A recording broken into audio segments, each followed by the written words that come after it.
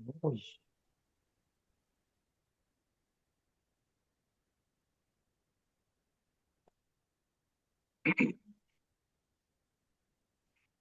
Oke, selamat malam Bapak Ibu dan teman-teman semuanya. Mudah-mudahan masih dalam kondisi yang terbaik ya hari ini. Karena satu hari kan pasti sudah cukup lelah ya dengan banyak kegiatan. Malam-malam masih menyempatkan waktu untuk berkumpul, eh, meluangkan waktunya untuk sesuatu yang baik ya. Berlatih bersama. Kita buka dulu ya. Nama manusia, nama susri, nama utama siswa. Ah, Moja.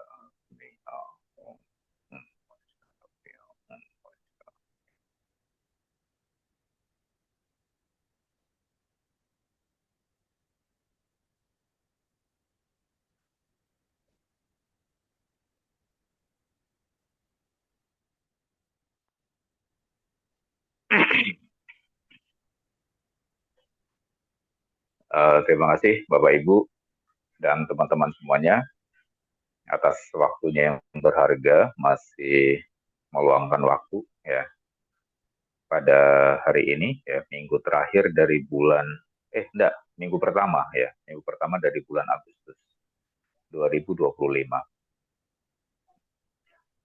Sebagaimana yang saya janjikan sebelumnya di ruang kelas Bajra Geni bahwa mulai hari ini saya akan mengupas ya tentang materi-materi kesehatan yang holistik, ya, yang menyeluruh, yang lengkap, gitu. Karena pembahasan yang paling menarik ya, bagian paling menarik dari pembelajaran meditasi umumnya ya, itu adalah pembahasan mengenai dampak positif ya, terutama uh, ke pengaruhnya ke kesehatan kita ya, baik secara fisik maupun mental. Itu menarik banyak minat, mungkin sekitar 60-70% dari uh, seluruh alasan kenapa seseorang berlatih meditasi. Ya. Kemudian sisanya ya kurang lebih sekitar 30% sampai 35% ya alasannya lebih ke agama ya atau lebih ke spiritual ya. Ada orang-orang yang mengejar pengalaman-pengalaman spiritual yang spesifik ya tertentu dari pelatihan-pelatihan meditasi. Ya. Jadi banyak orang kemudian mencari guru-guru meditasi, berbagai macam metode ya, supaya mereka bisa memiliki banyak pengalaman spiritual gitu. Dan di antara banyak pemburu pengalaman spiritual ini, mungkin ya dari 30%, 35% itu ya, mungkin 90%-nya itu justru jatuh ke motivasi yang keliru. Dan justru juga jatuh kepada pengalaman yang palsu. Ya. Karena lebih banyaknya itu mereka justru malah bukan menjadi spiritual, bukan menjadi batinnya lebih tenang, lebih terkendali, ya, tapi justru malah menjadi mistik dan menjadi halu. Ya. Bahwa pengalaman-pengalaman spiritual yang halus, ya, yang spesifik, ya, yang umumnya kita sebut ya, berkaitan dengan kegaiban gitu, itu ada, ya. Tetapi tidak seperti yang sering dibicarakan oleh banyak praktisi meditasi. Ya. Banyak di antara mereka itu berhalusinasi, ya. Tidak melihat, mereka mengatakan melihat, tidak mendengar, mereka mengatakan mendengar, tidak tahu, mereka mengatakan tahu. Ya, dan kemudian ini menyebabkan mereka itu justru jatuh di dalam jurang gelap spiritual. Ya. Akhirnya mereka tidak ada satu hal pun yang positif yang tumbuh ya dari latihan meditasinya. Hal-hal bajik itu tidak tumbuh. Ya.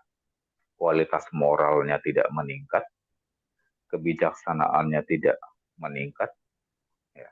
Pengendalian dirinya tidak meningkat, kemudian apa namanya, dan konsentrasinya ya itu juga tidak meningkat, ya, tidak bisa mengendap ke dalam tingkat konsentrasi-konsentrasi yang dalam. Kenapa? Karena pikirannya itu terlalu sibuk dengan berbagai macam imajinasi, ya. Karena mereka sejak dari awal itu sudah terlalu banyak berekspektasi, ya, terlalu banyak berekspektasi. Ekspektasi itu bisa dia dapatkan dari guru-guru meditasinya sendiri yang bahkan tidak memahami tentang peta pikiran. Ya.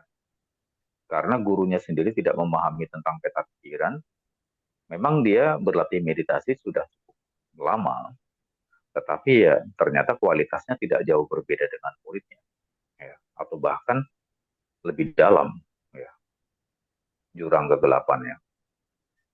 Sehingga untuk apa namanya mengejar pengakuan dari orang lain, ya, untuk mengejar apa namanya uh, prestis tertentu ya di dalam dunia spiritual, ya dia membuat, ya kalau saya, bahasa saya adalah ngarang cerita, bahasa saya.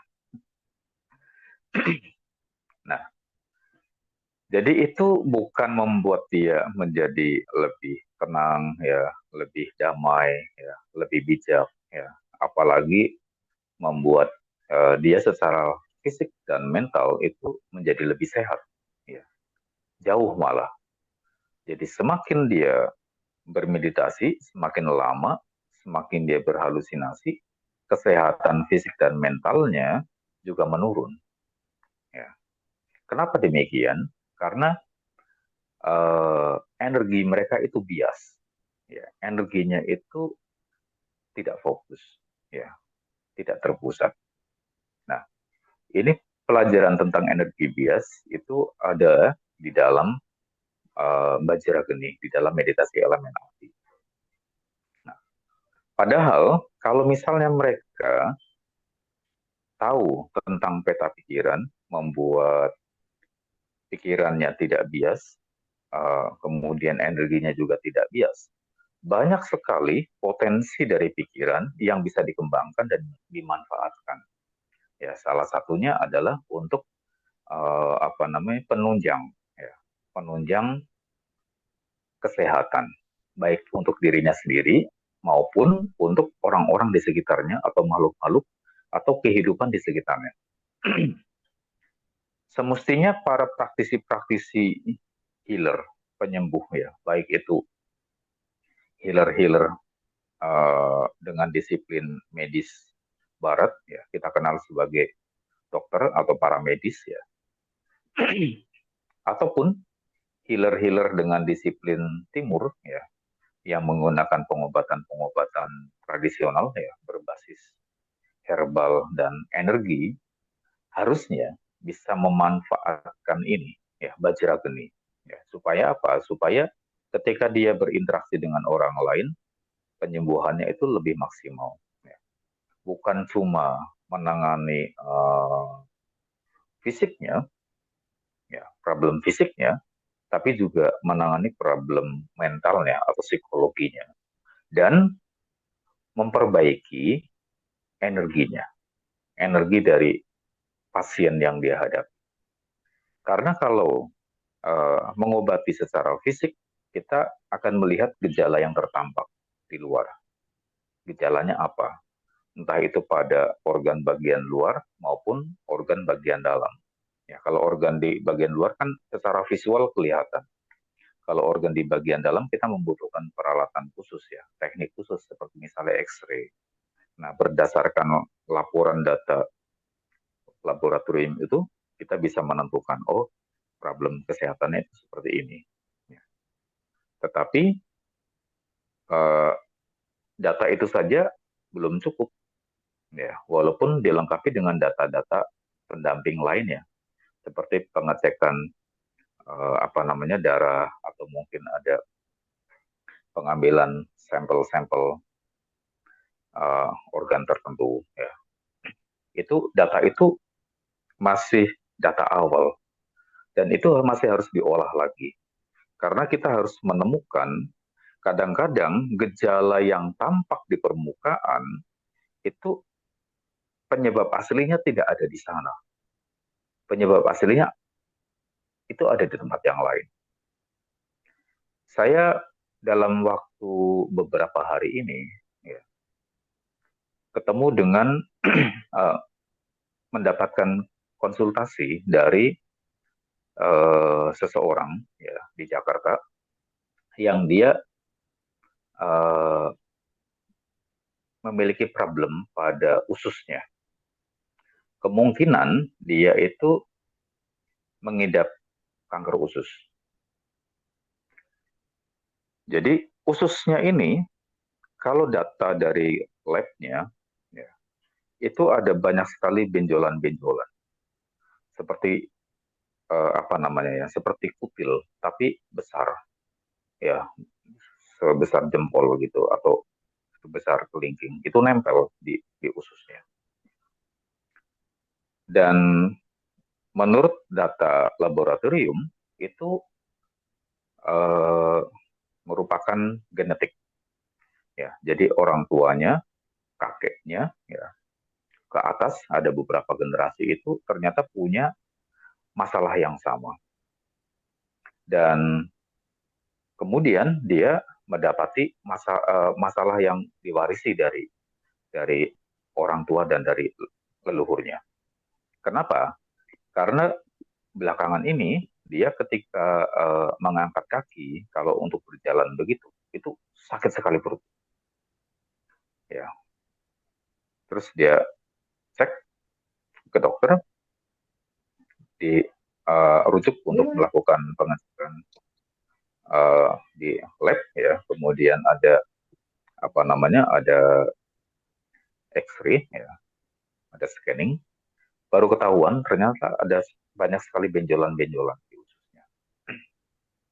Terus saya baca datanya, ya, data labnya itu. Kemudian saya melakukan uji coba karena kemungkinan permasalahannya itu bukan kepada daging tumbuhnya ya, karena dokter itu kan lihatnya ini daging tumbuh, jadi dia harus operasi, harus potong. Saya melihatnya berbeda. Setelah saya tanyakan riwayat dalam kurang lebih sekitar 6 bulan terakhir, saya bertanya kebiasaan hidupnya seperti apa, ya pola hidupnya, segala macam, ya mulai dari bekerja, ya pokoknya pembagian ya timing timing hidupnya itu apa saja, ya. Mulai dari bangun tidur sampai dia tidur lagi, ya. Setiap hari, terus kegiatan dia kemana, ya, terus environment dia, ya lingkungannya seperti apa, kemudian uh, makanannya, ya kebiasaan-kebiasaan ya dan lain-lain saya tanyakan semua, ya kan saya harus kepo. Dia menanyakan kepada saya kan, tapi dia mencari solusi, jadi kan saya harus kepo, ya. Dan saya juga melakukan pengecekan psikologi, ya saya menanyakan beberapa hal supaya saya lebih paham kondisi psikologi dia selain kebiasaan-kebiasaan hidup sehari-hari. Berdasarkan kesimpulan awal itu, saya menemukan bahwa penyebab dari bengkaknya usus itu ya, muncul banyak benjolan itu karena ususnya kotor. Ya, ya usus itu memang tempat kotoran ya, karena makanan itu kan diangkut dari mulut masuk ke lambung, kemudian di usus itu kan digiling untuk diserap, ya, dan kemudian dikeluarkan lewat usus besar juga, ya, ujungnya. Jadi usus itu memang tempatnya kotoran memang, tetapi ada orang yang ususnya lebih kotor, ya, lebih kotor daripada orang yang lain, gitu. Kenapa? Penyebabnya salah satunya adalah karena kebiasaan hidupnya dan faktor dari makanannya juga. Dan sudah saya lihat begitu, dia sudah rasa begah sekali, saya kasih resep. Resep saya simple, tidak mahal, gampang diupayakan. Saya kasih ke dia nasihat untuk minum kopi dicampur garam. Ya. 1 gelas kopi, kopi tubruk begitu, bubuk ya. Terus dikasih garam. Garamnya ya setengah sendok, diaduk. Terus diminum dengan ampasnya. 1 hari 2 gelas, pagi dan sore. Nah, terus saya tanyakan, tolong nanti dilaporkan ke saya setelah 24 jam.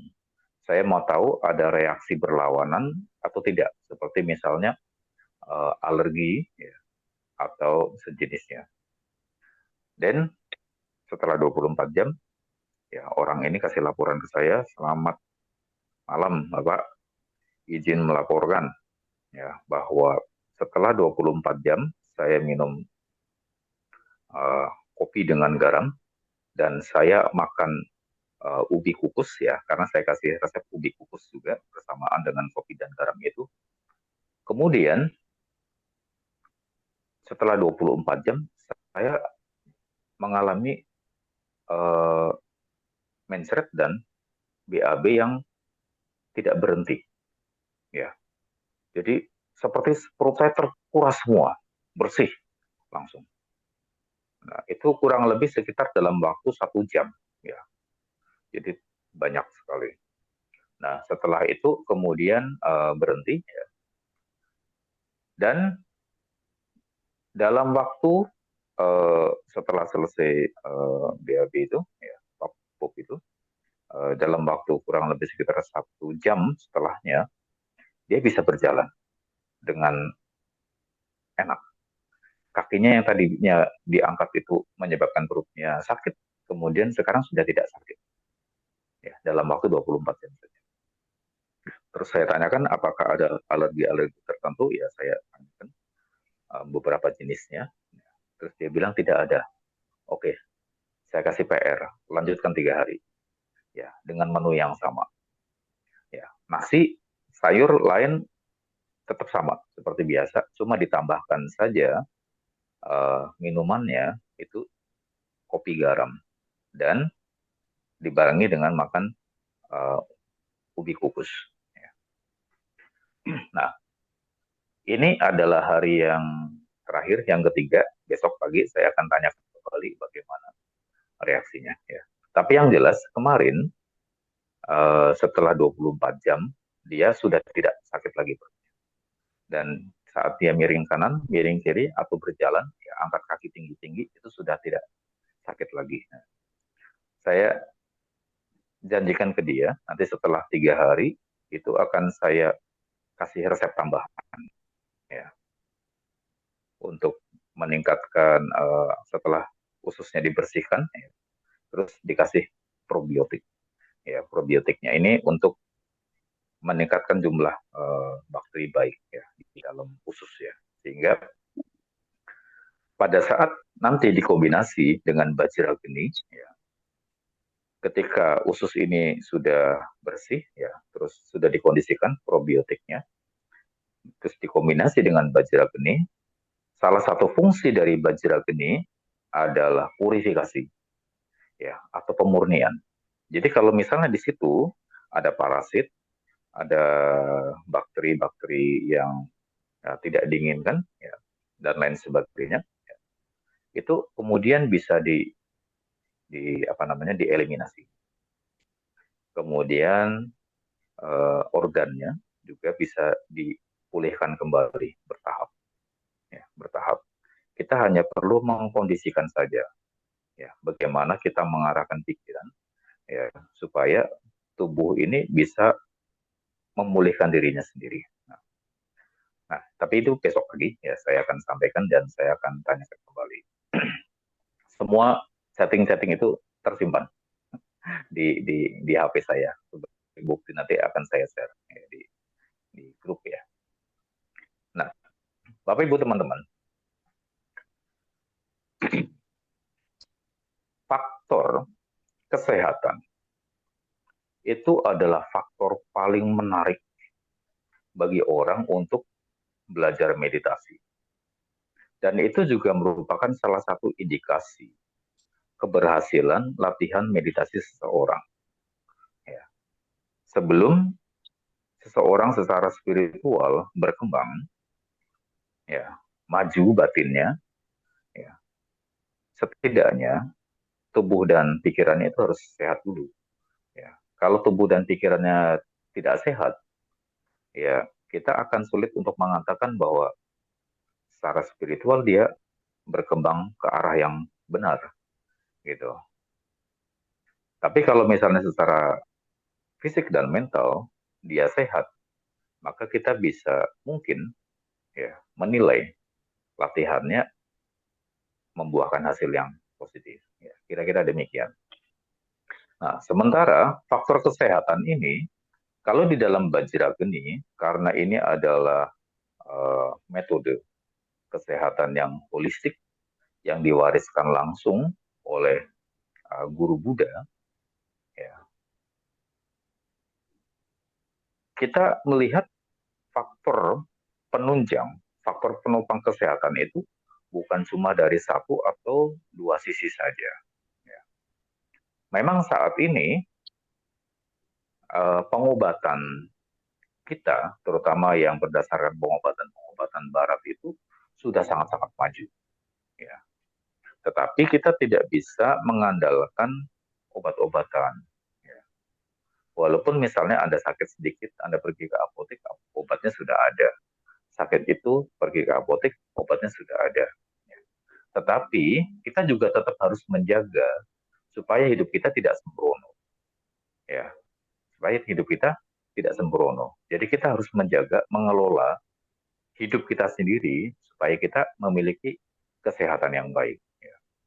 Jadi faktor-faktor penunjang kesehatan itu, ya kalau di dalam Bajrageni itu ada 6 faktor keseluruhan. Nanti saya akan tulis di dalam grup. Yang pertama berkaitan dengan apa yang masuk ke dalam tubuh kita, ya baik melalui mulut maupun melalui organ tubuh yang lain. Ya, kalau melalui mulut berarti makanan dan minuman. Ini sangat berpengaruh. Kalau melalui organ yang lain, misalnya ada besi atau ada benda tertentu masuk ke dalam tubuh kita, ya itu kan juga akan menjadi masalah kesehatan. Misalnya begitu, atau apa yang jarum berkarat itu kan bisa jadi masalah kesehatan yang serius, ya. Bisa infeksi dan sebagainya. Bahkan orang pasang susuk saja itu bisa bengkak. Ya.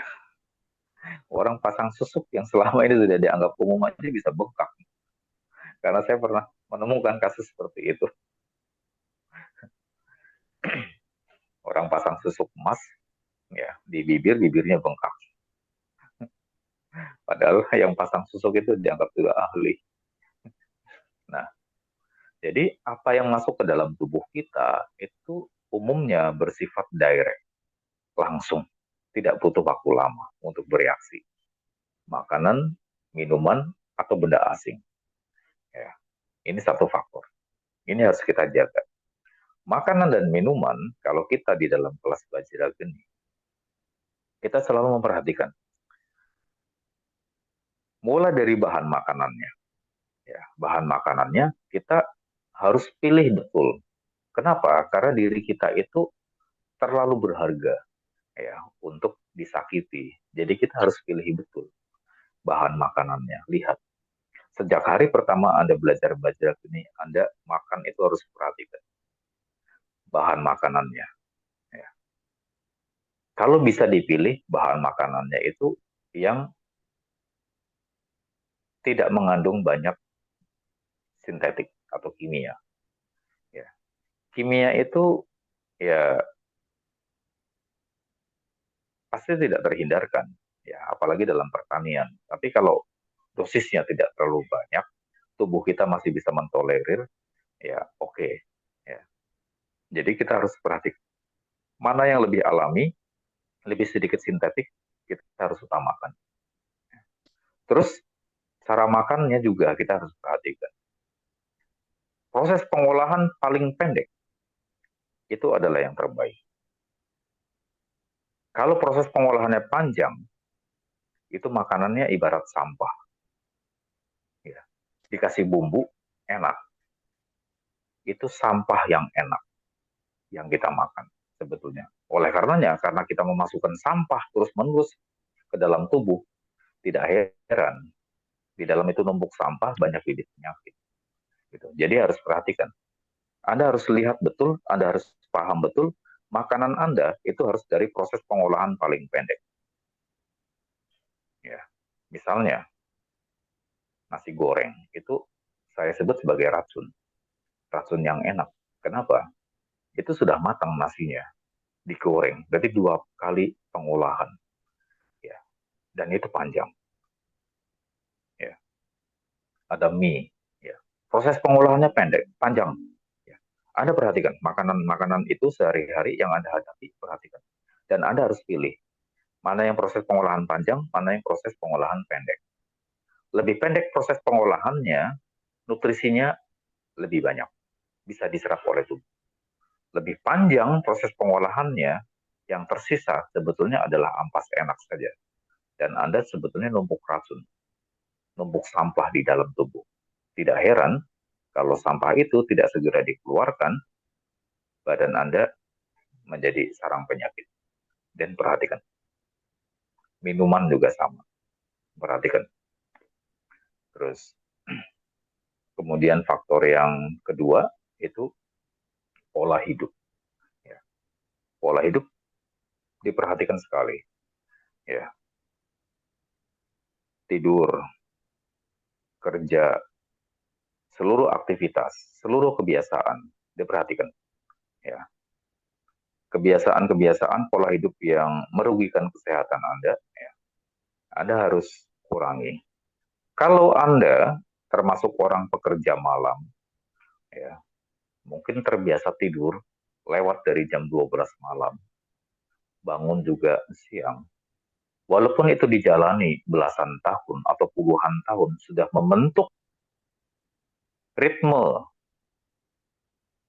tubuh tersendiri, ya, jam tubuh tersendiri, tetapi alam itu berbeda. Ya, alam itu berbeda. Misalnya, kenapa orang mengalami ambien, bengkak di ambien? Misalnya, contoh, ambien itu tidak lain sebetulnya adalah panas dalam yang bengkaknya di appendix. Ya. Penyebab utamanya, penyebab pelangsung dari ambien, bengkaknya ambien itu adalah karena tidur malam. Jadi kalau misalnya Anda tidur, ya, jangan terlalu larut ya, misalnya, paling sekitar jam 10 atau jam 11 ya. Dan bangun itu jangan setelah matahari terbit. Ya. Walaupun misalnya Anda tidur jam 4 pagi, jam setengah 6 matahari sudah terbit, lebih baik Anda minum kopi, Anda sudah tidurnya, setelah matahari terbit baru Anda tidur. Tapi kalau Anda tidur, Anda kerjaan jam 4 pagi, jam setengah 5 Anda tidur, Anda bangun jam 10 atau jam 11 siang, appendix Anda bengkak. Tapi kalau setelah matahari terbit, Anda baru tidur, mau sampai siang atau sore, appendix Anda tidak akan bengkak. Ya, itu salah satu contoh. Sariawan juga penyebabnya seperti itu. Berbagai macam jenis radang penyebabnya seperti itu. Karena alam punya jam tersendiri. Ya, proses alam. Walaupun ritme dari pola hidup Anda sudah dibentuk selama belasan atau puluhan tahun, tetapi alam Anda tidak bisa lawan. Gitu. Kali ada praktisi belajar ini terkecuali. Kenapa? Karena di dalam Bajrageni Anda belajar untuk menstabilkan energi, ya, membuat energi Anda tidak bias. Tetapi ini Bajrageni bukan dimaksudkan untuk melawan alam, hanya digunakan untuk menstabilkan energi Anda supaya efeknya tidak terlalu buruk, gitu. Atau setidaknya problemnya itu bisa diatasi kalau yang ringan-ringan. Ini fungsi daripada Bajrageni. Kita akan lanjutkan nanti materinya setelah kelas.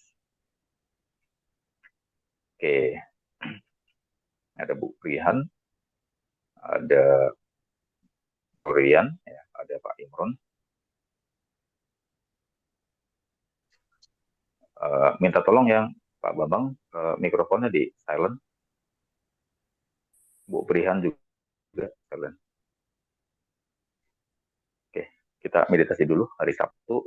Waktunya untuk menstabilkan energi, relaksasi mendalam, kita lepaskan semua ketegangan tersisa sampai ke dalam. Ya, kasih waktu bagi diri Anda yang berharga ya untuk istirahat sepenuhnya.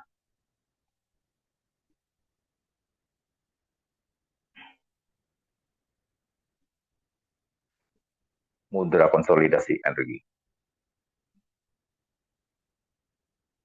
Kalau Anda berbaring, ya Anda bisa berbaring lurus ya.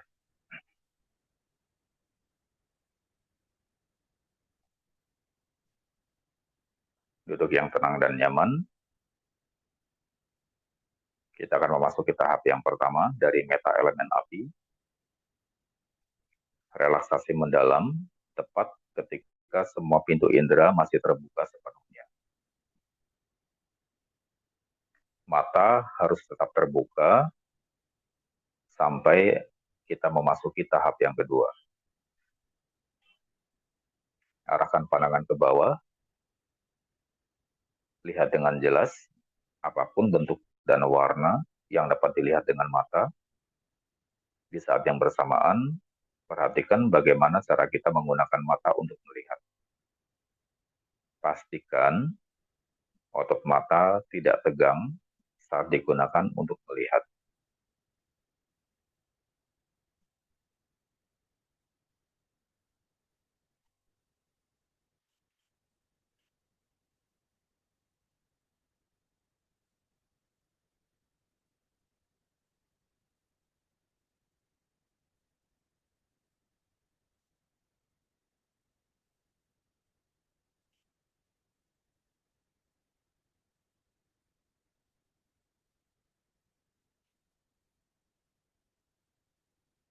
Lakukan refocusing mata,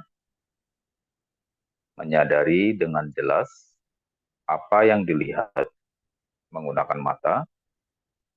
Di saat yang bersamaan, pastikan tidak ada ketegangan pada bola mata saat digunakan untuk melihat.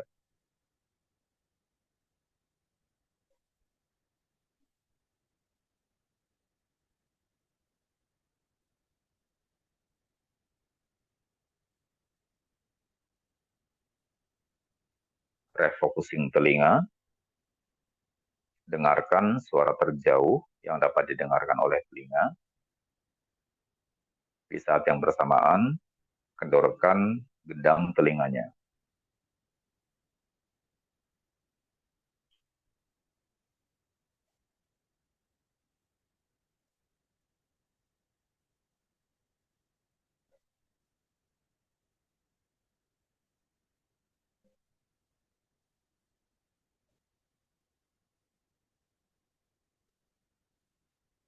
Dengarkan suara terdekat yang dapat didengarkan oleh telinga bagian dalam. Di saat yang bersamaan, kendorkan gendang telinganya.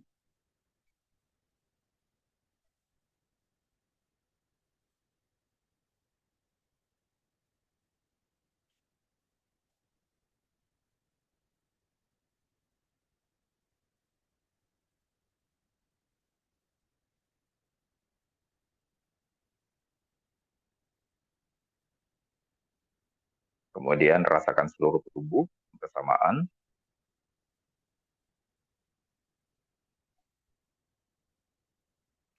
Kendorkan semua organ tubuh sampai ke dalam, pikiran diam tanpa kata-kata.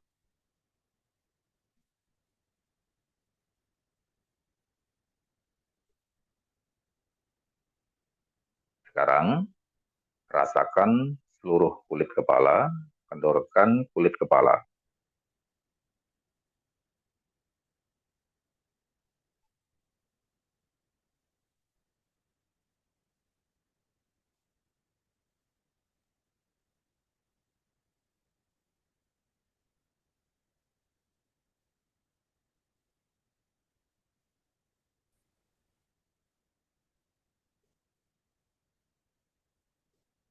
Kendorkan wajah, kening, dan alis.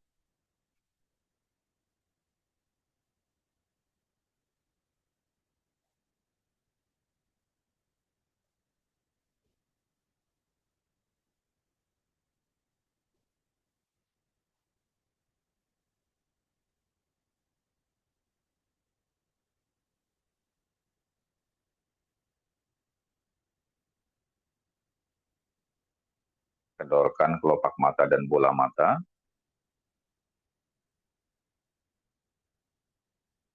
Lihat dengan jelas apapun bentuk dan warna. Di saat yang bersamaan, kendorkan bola matanya.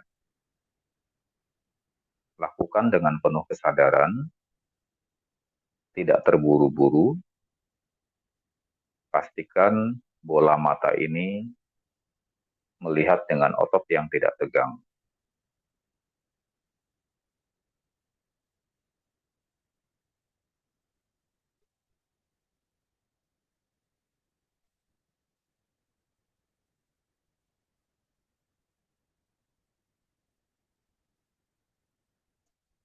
Kemudian kendorkan telinga, mulai dari daun telinga sampai ke dalam gedang telinga.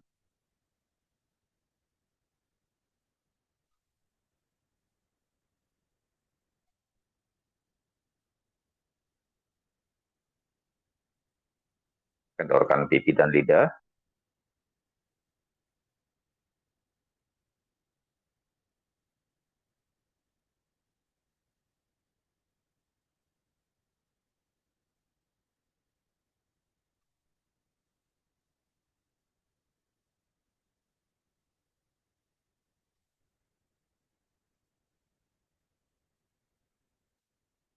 Rasakan sentuhan lembut pada bibir dan tersenyumlah pada diri sendiri.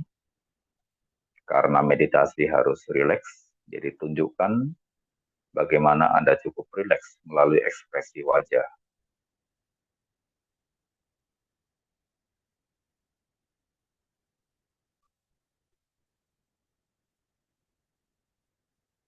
Kemudian kendorkan kepala bagian belakang.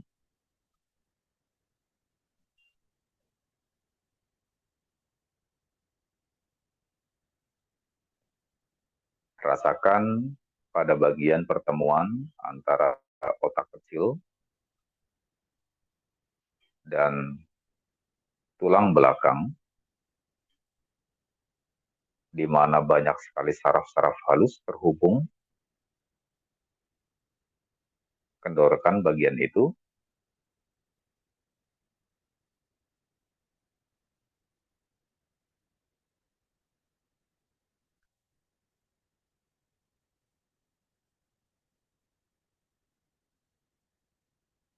Kendorkan seluruh bagian leher.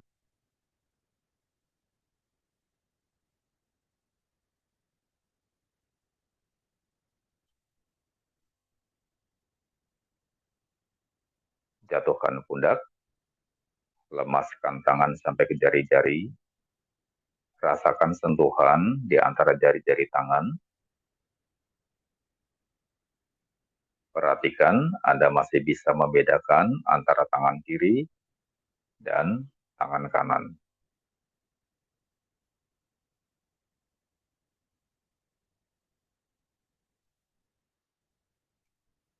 Temukan titik seimbang dari tulang belakang.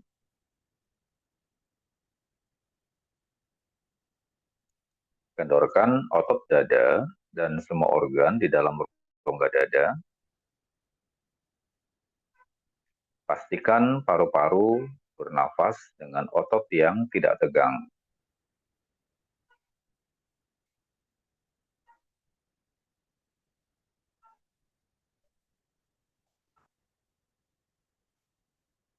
Bernafas yang alami saja.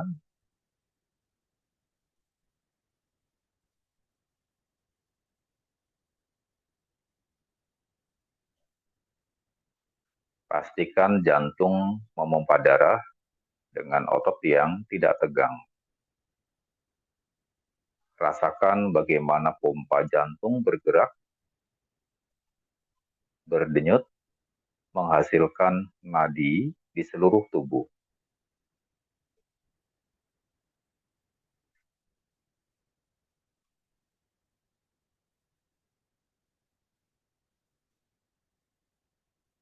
Ditenangkan otot jantungnya.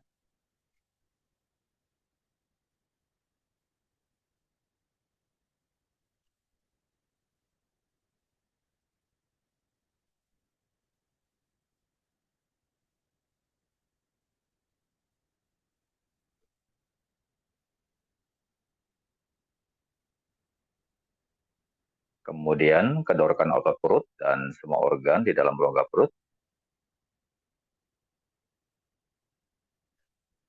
Latih sensitivitas indera bagian dalam Anda dengan rasakan sedetail mungkin gerakan meremas dari lambung,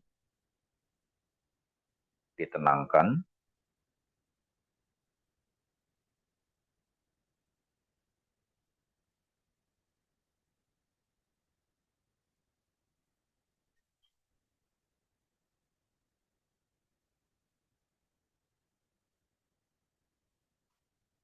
Rasakan gerakan menyerap dari usus, ditenangkan.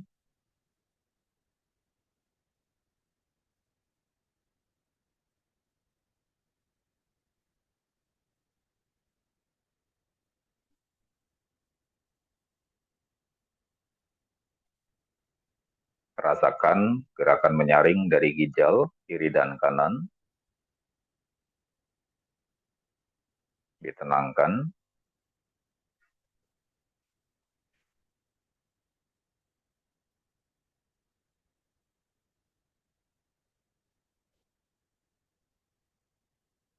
Rasakan organ hatinya di tengah-tengah dada,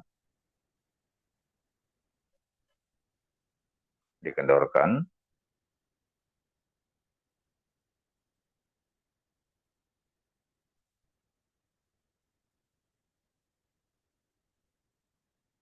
Rasakan 3 organ minor di bawah hati, empedu, pankreas, limpa, dikendorkan.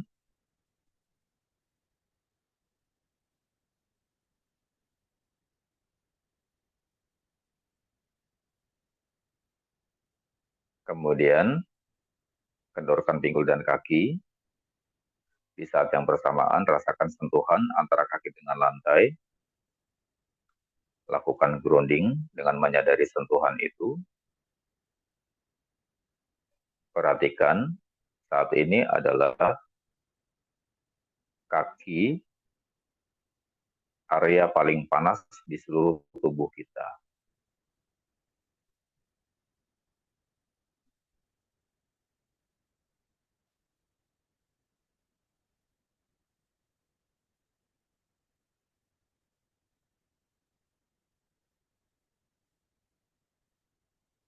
Biarkan terjadi sinkronisasi energi dari tubuh kita dengan induk energinya di bumi. Rasakan saja sentuhan antara kaki dengan lantai di saat yang bersamaan kendorkan.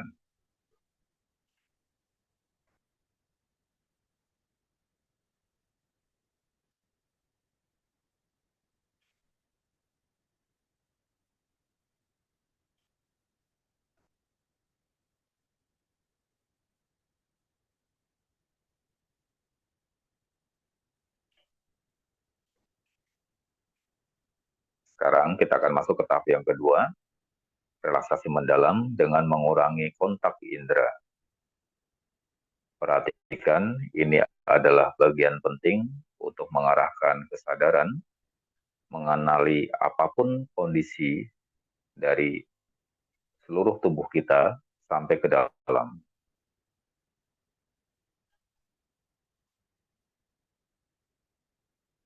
Rasakan kulit kepala, kendorkan kulit kepala.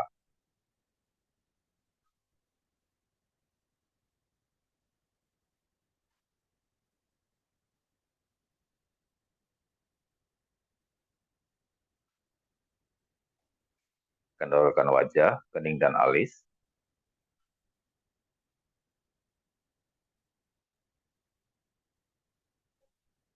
Pejamkan matanya perlahan. Rasakan sentuhan di antara kedua kelopak mata. Apapun yang terlihat setelah mata terpejam adalah imajinasi. Abaikan saja. Kendorkan bola matanya.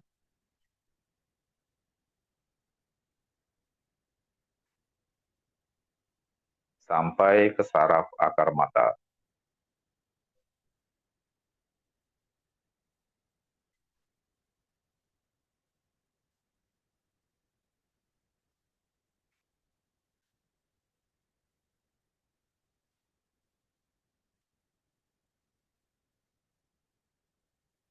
Semua yang terlihat setelah mata terpejam adalah imajinasi bentukan pikiran. Abaikan semuanya. Kendorkan saja bola matanya sampai ke saraf akar mata.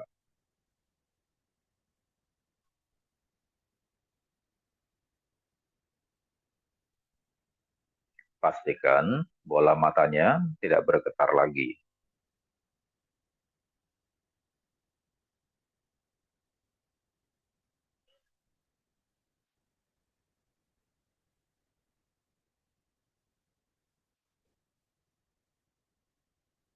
Kemudian, kendorkan telinganya sampai ke dalam gedang telinga.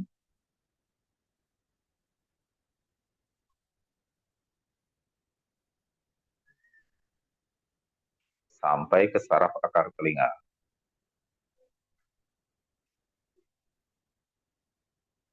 Kendorkan pipi dan lidah sampai ke saraf akar lidah.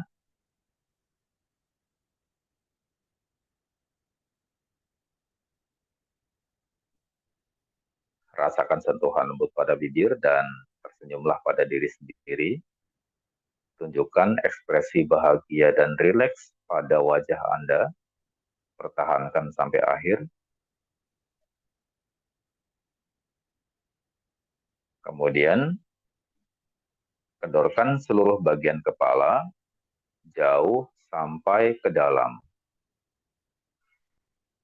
Rasakan bagaimana organ otak di dalam kepala Anda sendiri. Kendorkan seluruh bagian organ otak itu.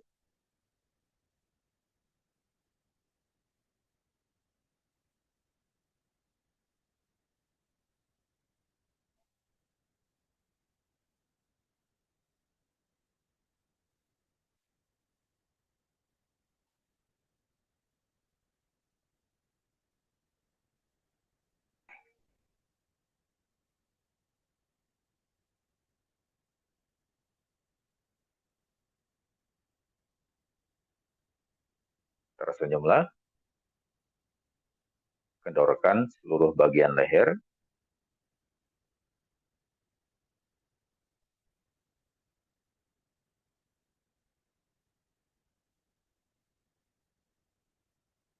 Jatuhkan pundak. Lemaskan tangan sampai ke jari-jari. Perhatikan, Anda sudah tidak lagi dapat membedakan tangan kiri dan kanan karena sudah menyatu jari-jarinya.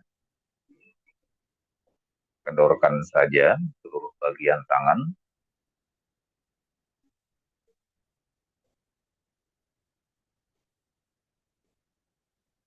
Temukan titik seimbang dari tulang belakang.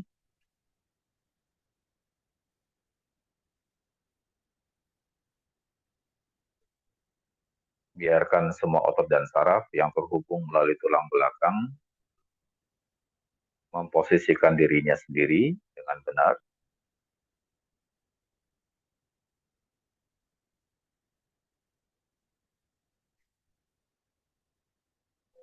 Kendorkan otot dada dan semua organ di dalam rongga dada.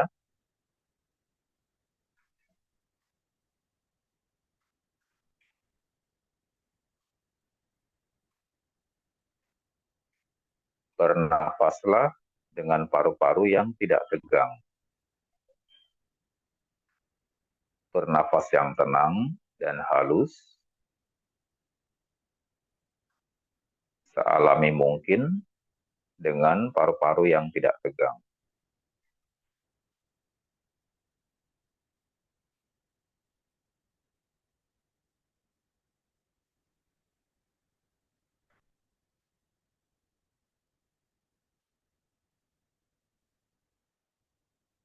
Pastikan jantung tidak memompa darah dengan otot yang tegang, dan terasa denyut nadi di seluruh tubuh karena aktivitas pompa jantung.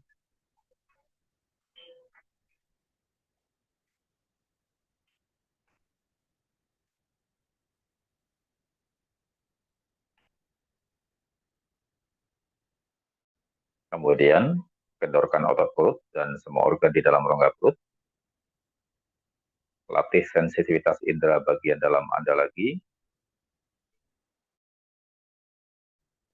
Kendorkan lambung.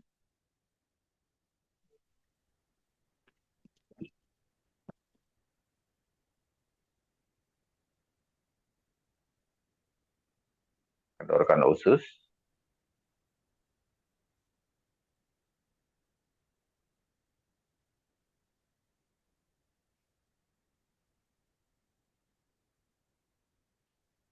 Kendorkan ginjal kiri dan kanan.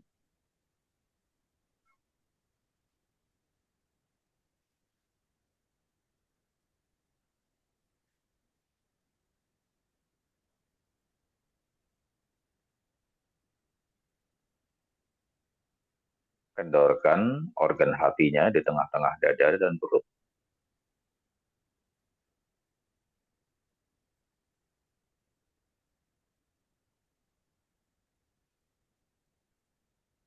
Kendorkan pankreas, empedu, dan limpa di bawah hati.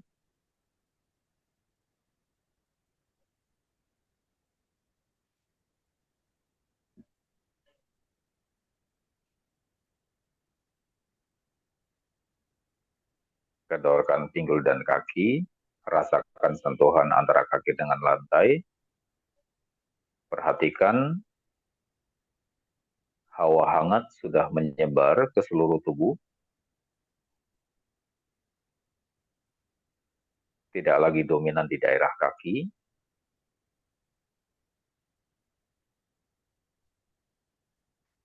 Sekarang kita akan masuk ke tahap yang ketiga. Metode utama dari meta elemen api. Total mengistirahatkan tubuh dan pikiran.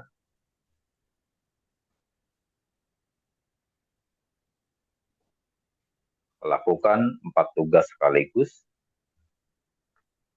1.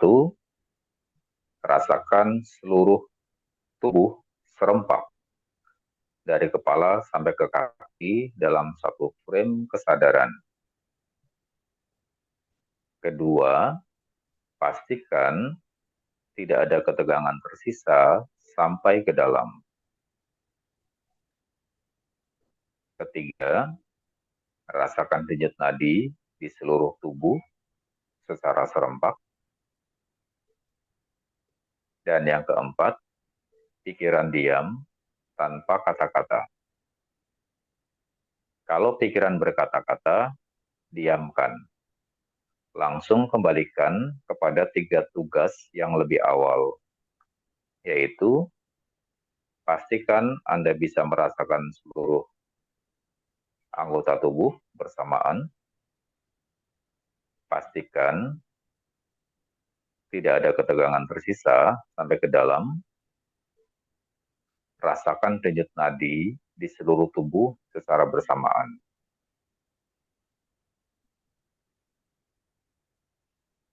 Kita mulai dari sekarang.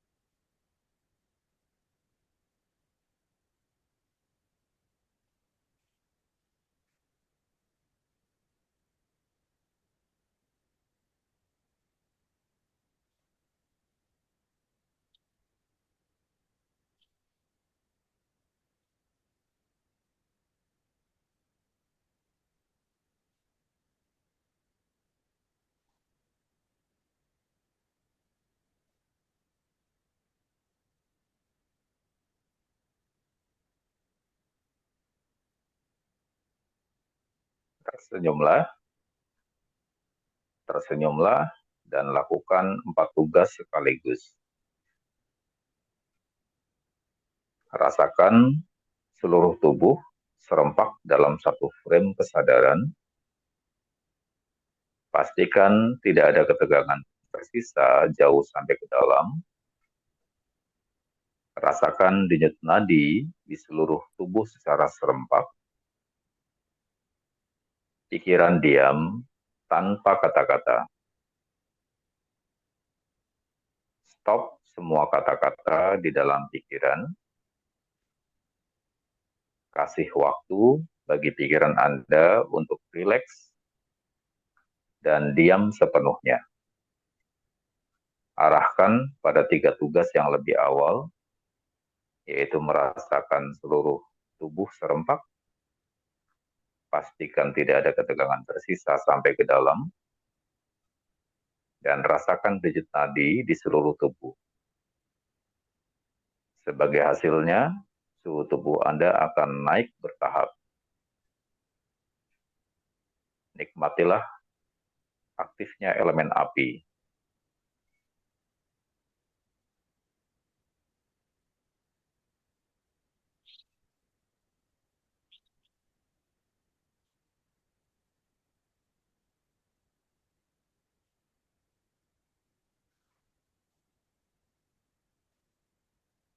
Biarkan diri Anda memulihkan dirinya sendiri.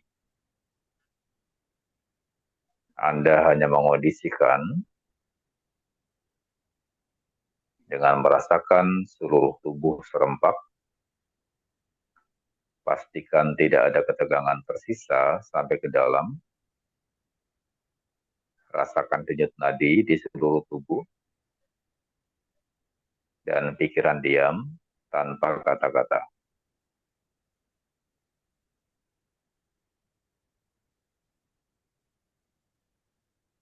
Tersenyumlah pada diri sendiri.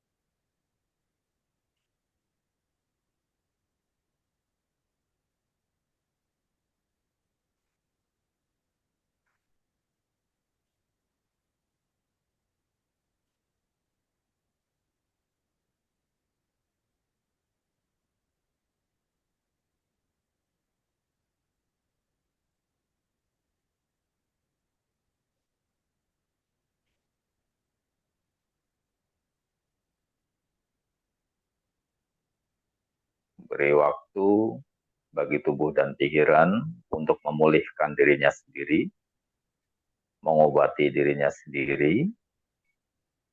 Kondisikan dengan 4 tugas sekaligus.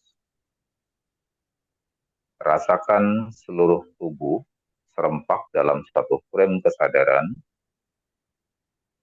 Pastikan tidak ada ketegangan tersisa jauh sampai ke dalam. Rasakan denyut nadi di seluruh tubuh secara serempak. Dan pikiran diam tanpa kata-kata.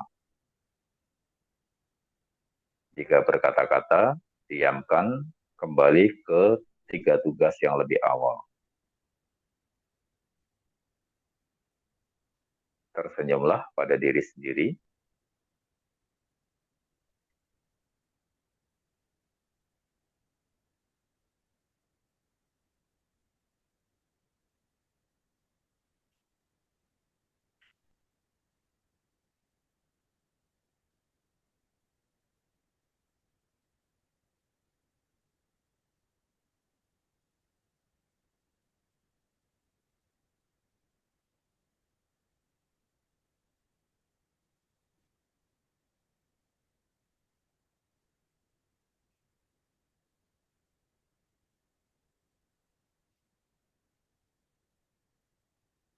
Sekarang kita akan masuk ke tahap yang keempat, yaitu rekonsiliasi, berdamai dengan diri kita sendiri.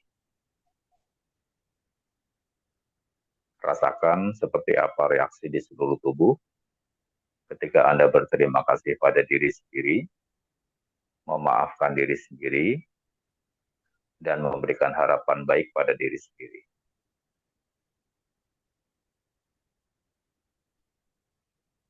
Terima kasih tubuh, karena engkau telah menemaniku hidup berpuluh tahun ini.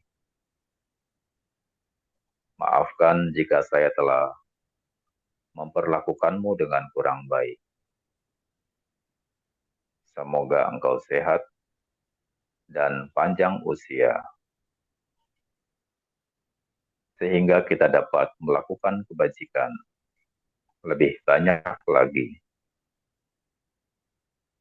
Rasakan bagaimana seluruh sel di dalam tubuh Anda bereaksi.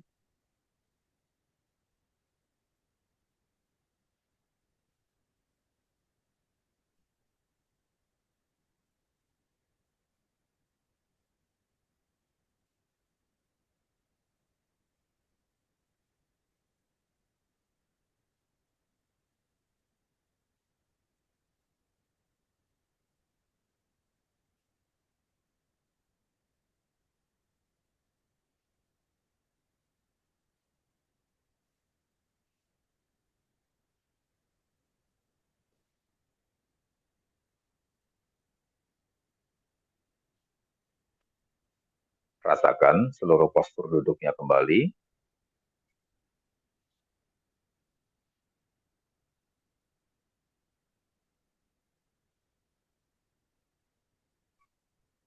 Dengarkan suara terdekat yang dapat didengarkan oleh telinga bagian dalam.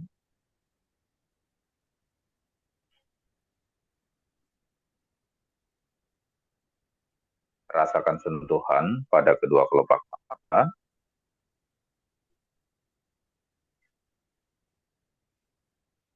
Buka matanya perlahan. Lihat dengan otot mata yang tidak tegang.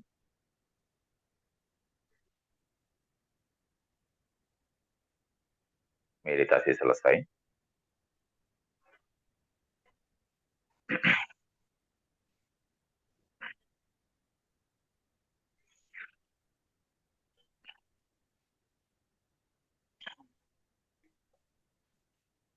Hari ini kita 41 menit ya bermeditasi, tidak terasa. Jadi meditasi elemen api itu selalu terbagi menjadi 4 tahapan. Ya. Yang pertama adalah relaksasi mendalam, ya, dengan semua pintu indera masih terbuka sepenuhnya. Ya. Kenapa seperti itu? Karena kita ingin mengendapkan pikiran dan ketegangan tubuh itu bertahap, ya, tidak ujuk-ujuk. Ya. Dengan cara demikian, kita melatih konsentrasi kita itu juga mengendapnya bertahap. Kalau kita ujuk-ujuk langsung duduk, terus memejamkan mata, itu justru kegelisahannya jauh lebih banyak. Dan itu sulit untuk diatasi. Anda ngelamun, Anda larut dalam bentukan-bentukan pikiran, itu sulit untuk dikenali.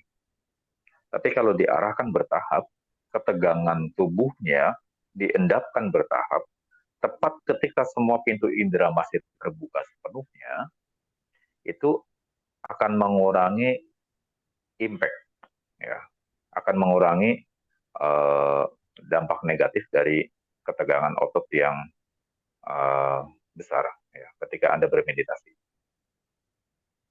Terbukti mungkin sekarang ini kalau Anda dalam posisi duduk setelah relaksasi mendalam lebih dari 40 menit duduk ya, sejak dari tadi jam di sini jam 8 lewat 10 ya.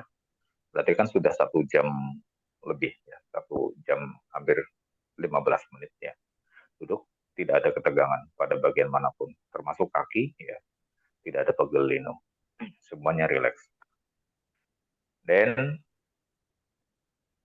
kita memang mengendapkan tubuh dan pikiran bertahap, sehingga pikiran bisa dikonsentrasikan dengan cepat.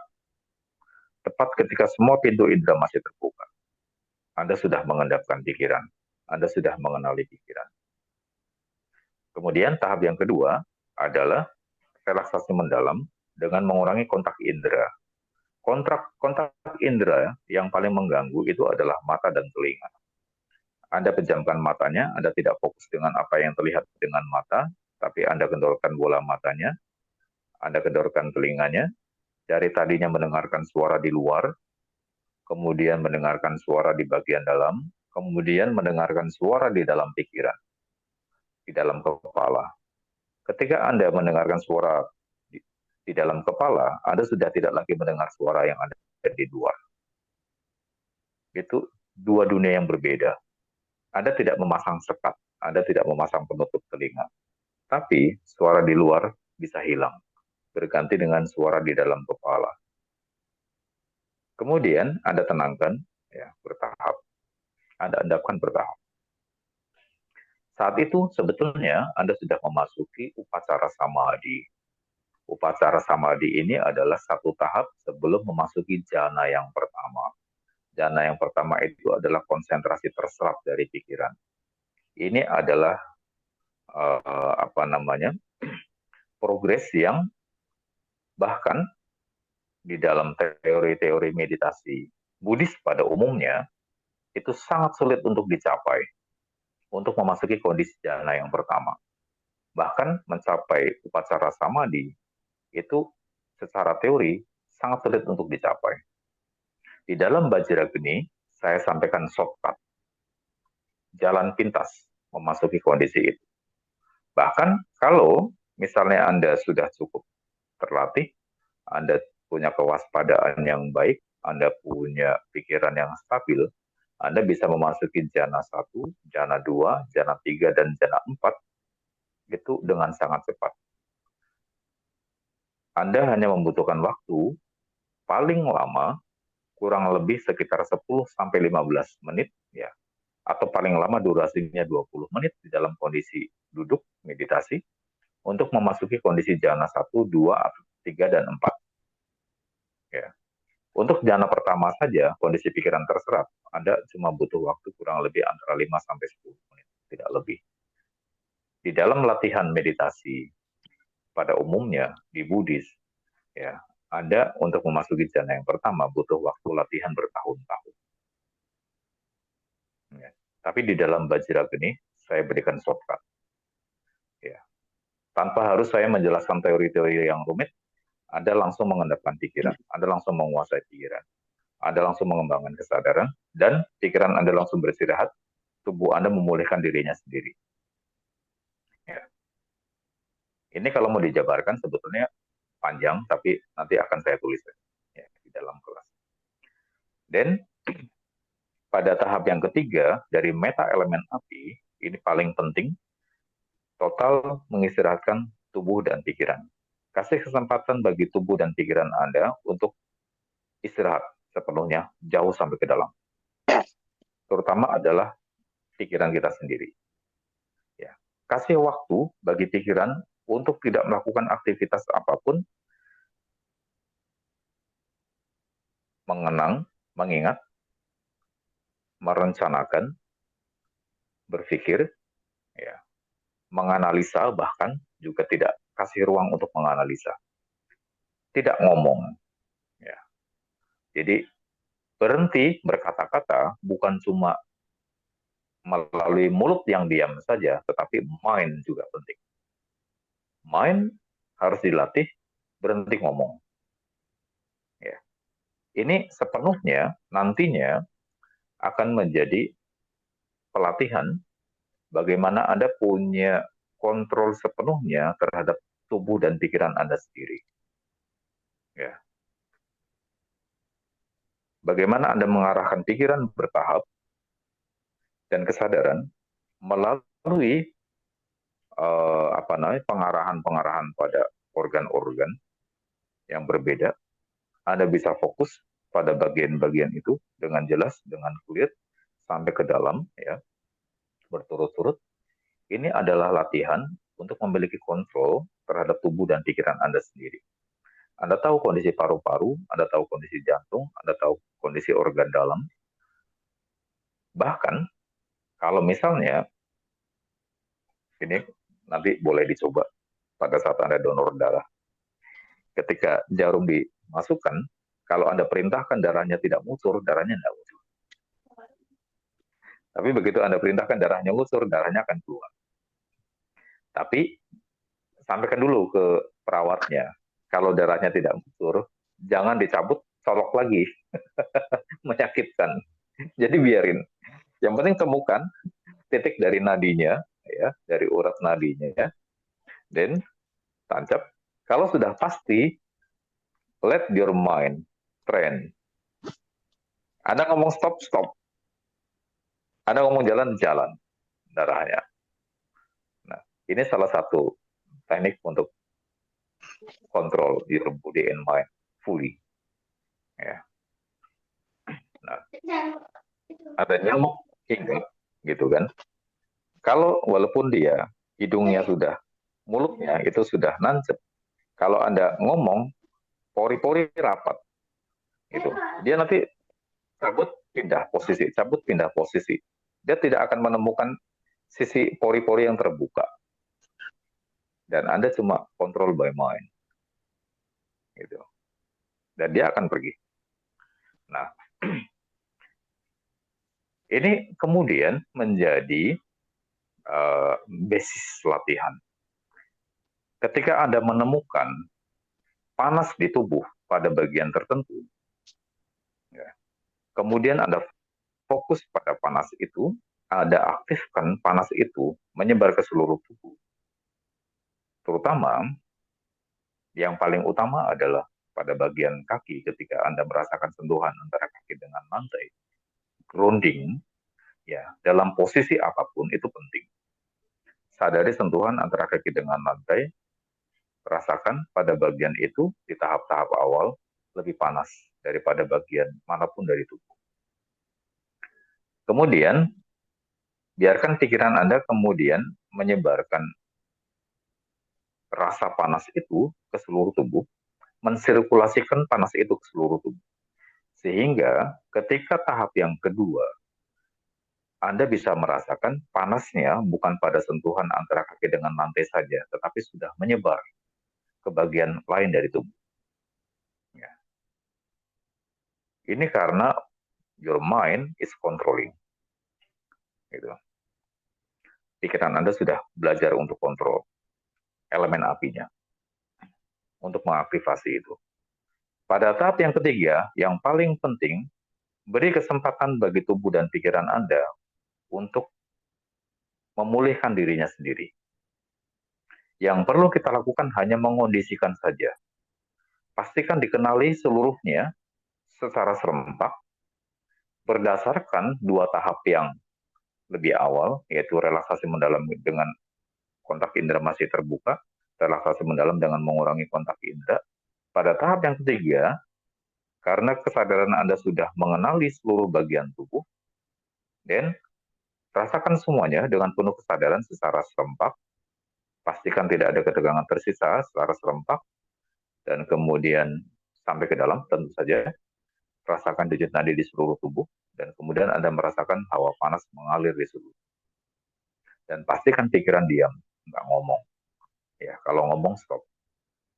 Nah, ini adalah latihan untuk controlling mind, your body and mind. Terutama adalah your mind, pikiran Anda sendiri. Kenapa? Karena controlling your mind itu sangat penting untuk memastikan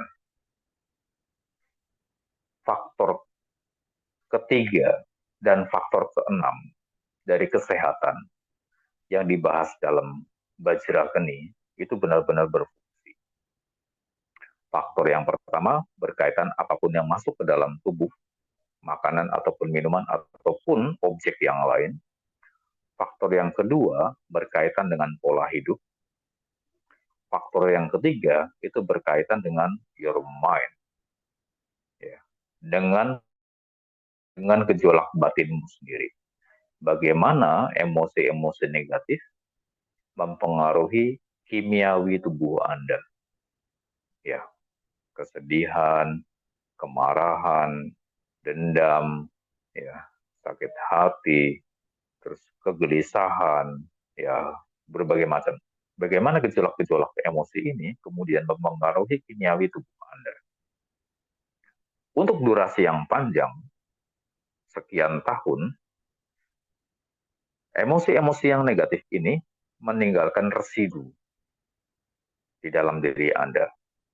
Baik itu residu kimiawi maupun residu ketegangan-ketegangan otot dan saraf yang tidak terawasi. dan Anda tidak belajar untuk mengenali dan menguraikannya. Akhirnya, setelah sekian tahun menumpuk menjadi banyak sekali problem yang serius.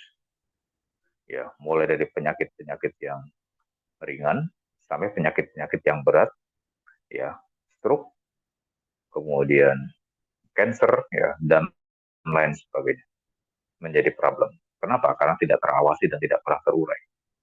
Terakumulasi sekian puluh tahun atau sekian tahun. Nah, kita latih, kita kasih kesempatan itu untuk urai sekarang. Setiap Sabtu akan saya kasih uh, apa namanya reminder ya, bagi kita untuk relaxing sampai ke dalam. Faktor yang ketiga itu adalah mind, ya, pola mind, pola pikiran, pola batin. Bagaimana itu mempengaruhi setiap aktivitas, setiap kimiawi tubuh kita. Faktor yang keempat itu berkaitan dengan lingkungan hidup. Ya. Yang kedua adalah pola hidup, yang keempat adalah lingkungan hidup. Tempat di mana Anda hidup saat ini, apa yang ada terkandung di dalam tanah, air tanah, udara di sekitar, ya, ataupun lingkungan di sekitar, itu semuanya berpengaruh langsung untuk tubuh dan pikiran Anda sendiri. Ya. Terutama berkaitan dengan pikiran ini, saya sudah sangat sering sekali membahas bagaimana gelombang pikiran dari seseorang berpengaruh dalam radius tertentu. Kalau di sekitar Anda itu masih orangnya masih bangun semua, masih sadar, masih ramai di rumahnya masing-masing, ya apalagi kalau perumahan nih ya, perumahan jaraknya dari antar rumah kan ada yang langsung berbatas tembok, terus ke depan juga paling jaraknya cuma 20-30 meter. Jadi sekeliling kanan kiri rumah, belakang rumah, depan juga rumah. Diperkirakan ada sekitar, mungkin kalau satu rumah isinya 3 orang, ada 1, 2, 3, 4, 5, 6, 7, 8. Ada 8 rumah dalam radius 100 meter. Ya, 8 dikali 3 orang. 8 kali 3 itu sama dengan 24. 20 orang, 24 orang. Semua gelombang pikiran ini bertabrakan. Anda perhatikan, ketika Anda meditasi, di jam orang masih sadar, dengan tengah malam, ketika semua orang sudah tidur, jam 2 atau jam setengah 3 pagi, itu berbeda. Ketika semua orang sudah tertidur, lelap, Anda memasuki kondisi jana 1, jana 2, jana 3, jana 4, paling cuma butuh waktu 5 menit. Tapi kalau semua orang masih tersadarkan, masih bangun, Anda butuh waktu lebih lama. Mungkin sekitar 15-20 menit dengan pengondisian khusus. Ya, memasuki kondisi jana. Kenapa? Karena ini tabrakan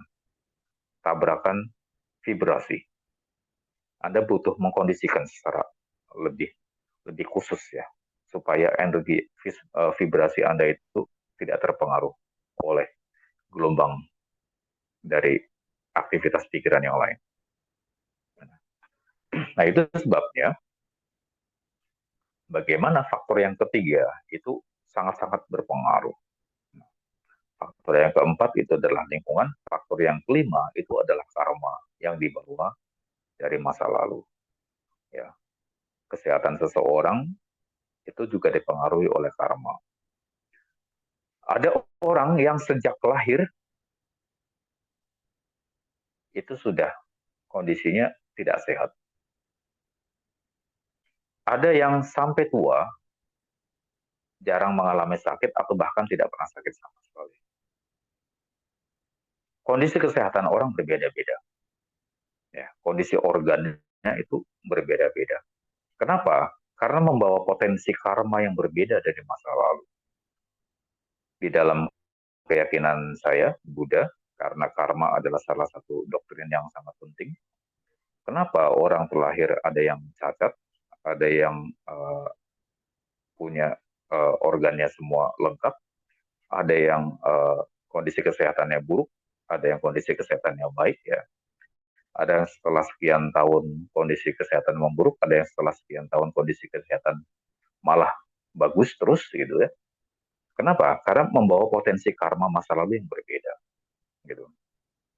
Tergantung beratnya dari masa lalu, lebih banyak menyakiti makhluk hidup atau tidak ya. Jadi karma itu dibayar pada kehidupan yang sekarang. Ada yang bawaan lahirnya organ-organ tertentu, misalnya matanya bermasalah, telinganya bermasalah, dan lain sebagainya. Ya, tapi ada yang normal. Kalau kami di Buddha, kita tidak menyalahkan Tuhan kasih ujian, tapi kami menyadari bahwa ini adalah karma yang harus saya bayar dari apa yang saya lakukan di masa lalu.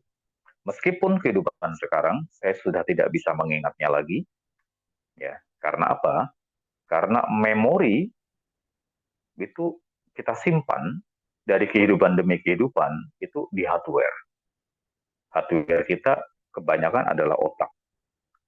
Ya. Jadi begitu proses kematian, hardware-nya rusak karena pembusukan, memori itu sebagian besar juga hilang. Tetapi ada sebagian memori itu yang masih bisa diakses. Memori-memori yang eh, menggunakan energi kesadaran yang kuat, membekas sangat kuat ya, menimbulkan kesan mental yang sangat kuat. Kalau misalnya kegembiraan itu kegembiraan yang sangat kuat, kesedihan itu adalah kesedihan yang sangat kuat, kemarahan itu adalah kemarahan yang sangat kuat ya, membekas itu akan tersimpan di cloud kesadaran Anda. Kita sebut sebagai alaya winyana. Dan itu bisa diingat setelah terlahir kembali. Beberapa potongan ingatan itu bisa kita ingat dengan jelas, walaupun tidak utuh. Salah satunya itu mungkin bisa muncul di dalam aktivitas pikiran Anda ketika Anda sedang bermeditasi, memasuki kondisi jhana tertentu. Ya, itu bisa. Ini juga menjadi salah satu cara bagi kita untuk berdamai dengan masa lalu. Ya. Ketika kita menemukan misalnya kondisi kesehatan kita yang kurang baik, yang kita tidak tahu jawabannya, karena kita sudah merasa kita merawat kesehatan dengan baik, dengan mengondisikan makanan, minuman, apanya semua sudah terpilih bagus. Ya, saya makan bahan makanannya terpilih bagus, pengolahannya juga bagus. Saya tidak makan makanan yang proses pengolahannya panjang, ya, artinya nutrisinya bagus. Saya merawat kesehatan betul, pola hidup saya baik, istirahat saya cukup dan teratur, terus pekerjaan beban fisik saya juga saya bisa atur. Ya, semuanya kondisi oke, dan saya tidak membiarkan pikiran saya larut di dalam berbagai macam gejolak emosi yang negatif, dan saya bisa menggunakan kesadaran untuk mengurai setiap ketegangan mental itu. Tapi kenapa kok ujuk-ujuk saya mendapatkan problem kesehatan yang buruk, padahal saya sudah mengurai itu semua?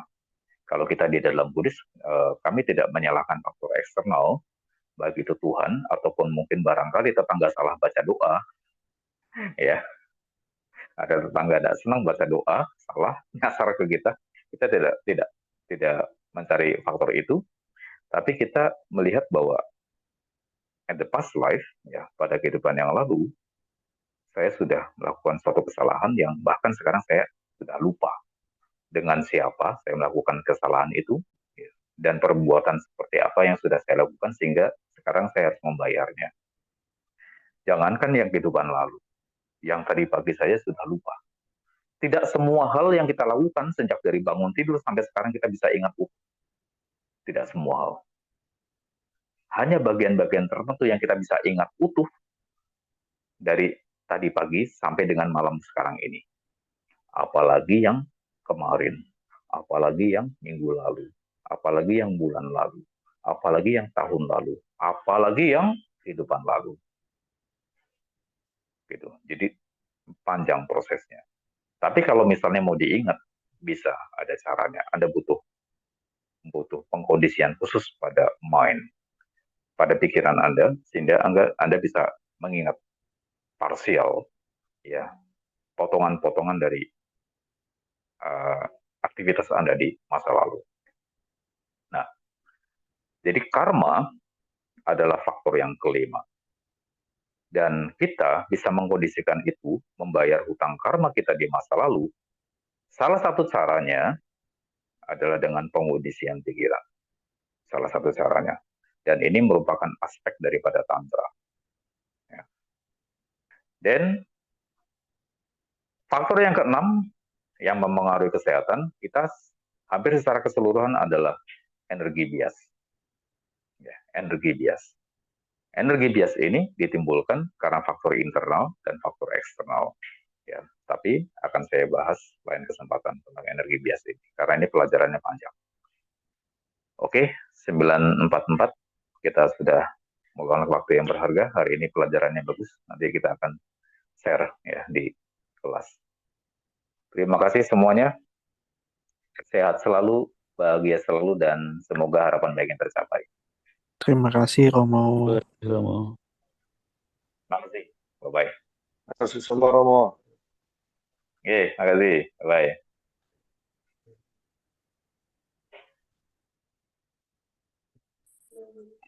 Bahaya.